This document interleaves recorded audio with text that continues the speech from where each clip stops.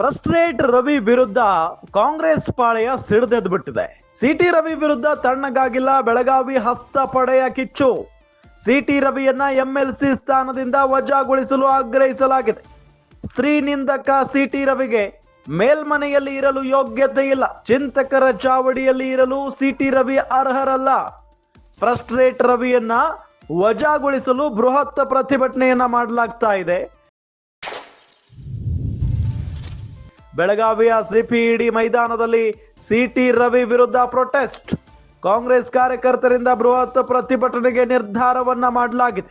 ಕಾಂಗ್ರೆಸ್ ಕಾರ್ಯಕರ್ತರಿಗೆ ಮಹಿಳಾ ಸಂಘಟನೆಗಳು ಸಾಥ್ ನೀಡಲಿವೆ. ಪ್ರತಿಭಟನೆಯ ಬಳಿಕ ಜಿಲ್ಲಾಧಿಕಾರಿಗಳ ಮುಖೇನ ಸಭಾಪತಿಗಳಿಗೆ ಮನವಿಯನ್ನ ಮಾಡಿಕೊಳ್ಳಲಿದ್ದಾರೆ.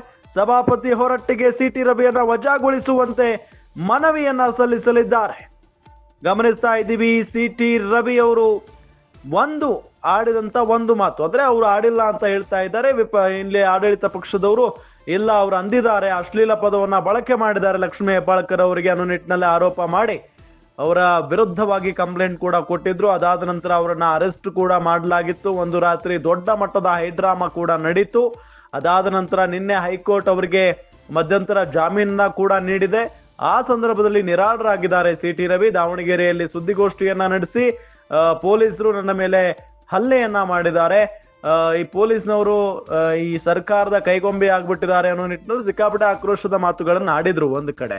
ಅದಾದ ನಂತರ ಇತ್ತ ಡಿ ಕೆ ಶಿವಕುಮಾರ್ ಹೇಳ್ತಾರೆ, ಬೆಳಗಾವಿಯಿಂದ ಬದುಕಿ ಬಂದಿದ್ದೆ ಹೆಚ್ಚು, ಜೀವ ಉಳಿದಿದ್ದೇ ಹೆಚ್ಚು. ಸಿಟಿ ರವಿದು ಲಕ್ಷ್ಮೀ ಹೆಬ್ಬಾಳ್ಕರ್ ಕ್ಷೇತ್ರದಲ್ಲಿ ಲಕ್ಷ್ಮಿ ಬಗ್ಗೆ ಮಾತನಾಡಿದ್ರೆ ಸುಮ್ಮನೆ ಬಿಟ್ಬಿಡ್ತಾರ ಅವರ ಬೆಂಬಲಿಗರು ಅನ್ನೋ ನಿಟ್ಟಿನಲ್ಲೂ ಕೂಡ ಮಾತನಾಡಿದ್ರು. ಇದೆಲ್ಲದರ ನಡುವೆ ಇನ್ನೂ ಕೂಡ ಅಲ್ಲಿ ತಣ್ಣಗಾಗಿಲ್ಲ. ಸಿಟಿ ರವಿ ಅವರಿಗೆ ಮಧ್ಯಂತರ ಜಾಮೀನು ಸಿಕ್ಕರೂ ಕೂಡ ಅವರ ವಿರುದ್ಧ ಬೆಳಗಾವಿಯ ಹಸ್ತಪಡೆಯ ಕಿಚ್ಚು ಇನ್ನೂ ಕೂಡ ಹೆಚ್ಚಾಗ್ತಾನೆ ಇದೆ. ಸಿಟಿ ರವಿಯನ್ನ ಎಂಎಲ್ಸಿ ಸ್ಥಾನದಿಂದ ವಜಾಗೊಳಿಸಬೇಕು ಅನ್ನೋದು ಅಲ್ಲಿನ ಲಕ್ಷ್ಮೀ ಹೆಬ್ಬಾಳ್ಕರ್ ಅವರ ಬೆಂಬಲಿಗರ ಆಗ್ರಹ ಆಗಿದೆ. ಚಿಂತಕರ ಚಾವಡಿಯಲ್ಲಿ ಇಂಥವರು ಇರೋದಕ್ಕೆ ಅರ್ಹರಲ್ಲ. ಫ್ರಸ್ಟ್ರೇಟ್ ರವಿಯನ್ನ ವಜಾಗೊಳಿಸಬೇಕು ಅನ್ನೋ ನಿಟ್ಟಿನಲ್ಲಿ ಪ್ರತಿಭಟನೆಯನ್ನ ಮಾಡಲಾಗ್ತಾ ಇದೆ. ಬೆಳಗಾವಿಯ ಸಿಪಿಇಡಿ ಮೈದಾನದಲ್ಲಿ ಸಿಟಿ ರವಿ ವಿರುದ್ಧ ಪ್ರೊಟೆಸ್ಟ್ ನಡೀತಾ ಇರುವುದು. ಕಾಂಗ್ರೆಸ್ ಕಾರ್ಯಕರ್ತರಿಂದ ಬೃಹತ್ ಪ್ರತಿಭಟನೆಗೆ ನಿರ್ಧಾರವನ್ನ ಮಾಡಲಾಗಿದೆ. ಕಾಂಗ್ರೆಸ್ ಕಾರ್ಯಕರ್ತರಿಗೆ ಮಹಿಳಾ ಸಂಘಟನೆಗಳು ಸಾಥ್ ನೀಡಿದಾವೆ. ಪ್ರತಿಭಟನೆಯ ಬಳಿಕ ಜಿಲ್ಲಾಧಿಕಾರಿಗಳ ಮುಖೇನ ಸಭಾಪತಿಗಳಿಗೆ ಮನವಿಯನ್ನ ಸಲ್ಲಿಸಲಾಗುತ್ತೆ.